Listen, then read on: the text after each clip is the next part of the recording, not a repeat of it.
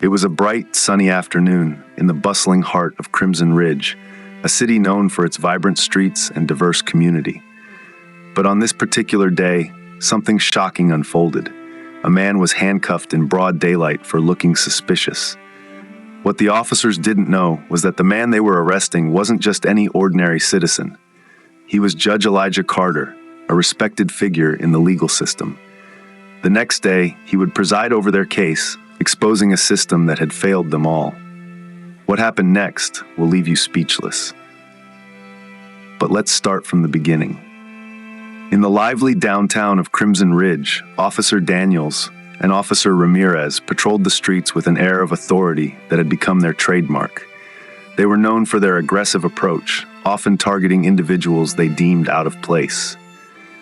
Their reputation for racial profiling was whispered about in hushed tones, but no one dared to confront them directly.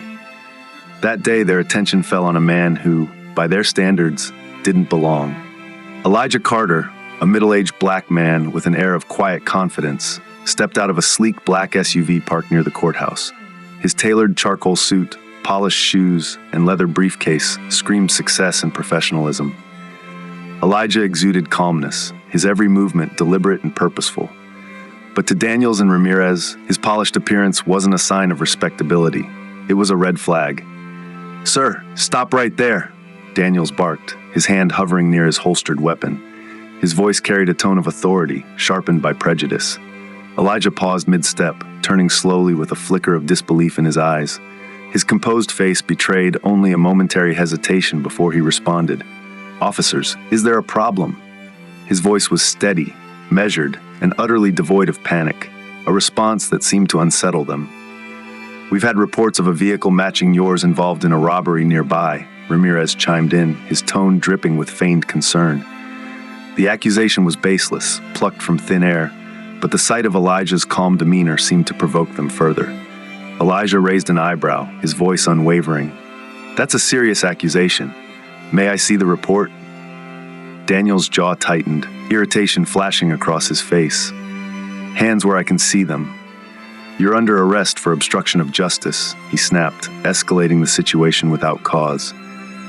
Passers-by froze, their expressions a mix of shock and unease. Several phones emerged, capturing the unfolding scene. Elijah complied without resistance, his movements deliberate as the cold metal of the handcuff snapped around his wrists. "You're making a grave mistake," he said, his voice quiet yet firm. The officers responded with mocking laughter, oblivious to the storm they had just unleashed.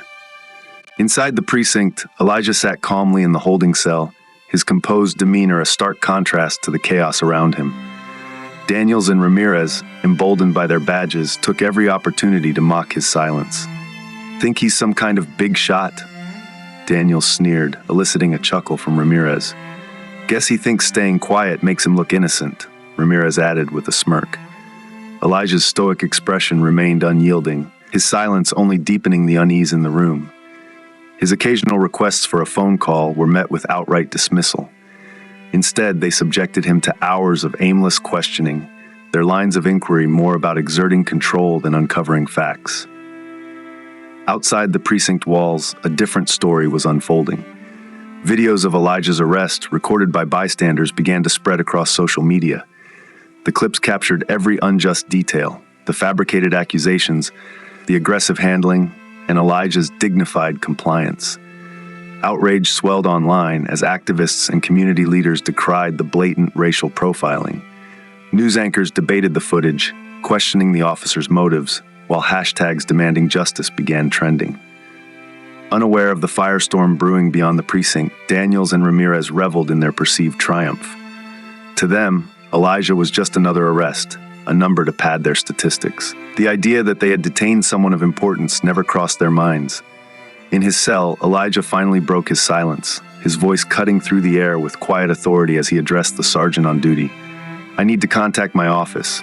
I have court tomorrow." The sergeant smirked, leaning casually against his desk. "Court? What, you plan to defend yourself in front of a judge?" Elijah's gaze was unwavering as he responded, "No, I am the judge." The smirk vanished.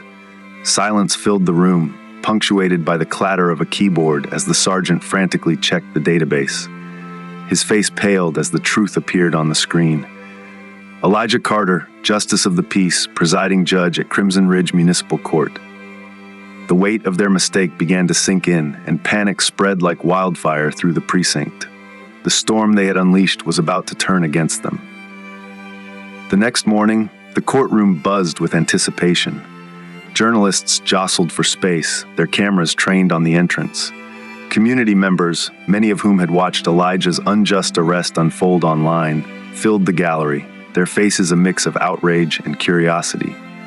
The tension was palpable as the clock ticked closer to the start of the hearing.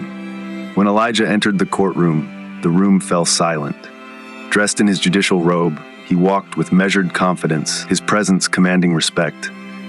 No longer the man in handcuffs, Elijah stood as the presiding judge, his authority unquestionable.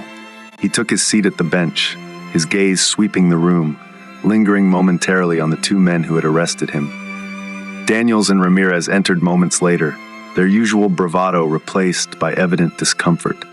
Their faces were pale, their eyes darting nervously around the room, avoiding the stares of the audience and the piercing gaze of the man they had so recently humiliated. Officers Daniels and Ramirez, Elijah's voice rang out, firm and resolute. You stand accused of racial profiling, unlawful arrest, and abuse of power.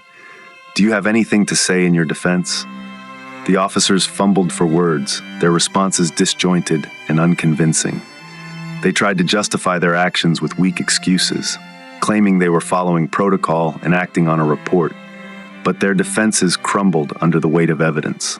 The courtroom reviewed viral videos of the arrest, showing Elijah's composed demeanor contrasted starkly with the officers' aggression.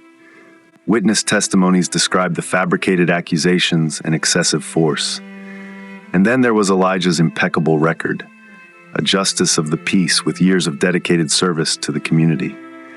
As Elijah conducted the proceedings with unflinching professionalism, the fire in his eyes betrayed his deeper resolve. The irony of the situation hung heavy in the air. The officers had arrested a man on his way to meet the mayor about community reform, only to become the embodiment of the systemic problems he sought to address. By the end of the session, it was clear the truth had unraveled their narrative, leaving Daniels and Ramirez exposed. The verdict came swiftly, delivering a clear message. Officers Daniels and Ramirez were suspended without pay, pending further investigation. Their reckless actions and blatant racial profiling were no longer matters for internal discussion. They were matters of public outrage. The police chief, visibly strained under the weight of the scandal, issued a public apology. He admitted that the department had failed, not just Elijah Carter, but the entire community. Yet no amount of remorse could undo the damage to the department's reputation, now seen as a symbol of systemic racism. For Elijah, the ordeal became a turning point, not just personally, but for the community he had long served. Rather than harboring bitterness, he chose to channel his experience into action. With his judicial platform and newfound public support, Elijah spearheaded an ambitious initiative to reform the local police force. He worked tirelessly with city officials to develop mandatory training programs focused on dismantling racial bias, fostering community engagement, and rebuilding trust between law enforcement and the citizens they were meant to protect. Months later, as the dust began to settle, Elijah found himself on the steps of City Hall, a rare moment of quiet reflection. Below him, a diverse group of police recruits, each selected under the new reforms, filed into the academy. Their faces were a mix of determination and hope, representing a vision of law enforcement built on equity and respect. Elijah's faint smile reflected his cautious optimism. While the scars of injustice still lingered, he allowed himself to believe that change was possible. One day, he thought, justice will no longer be an uphill battle. It will be a given, a foundation upon which society stands, unwavering and fair. For now, he remained steadfast in his mission, knowing the fight was far from over, but also realizing that progress, however incremental, was worth every step. Thanks for watching. Please don't forget to like and subscribe for more interesting stories.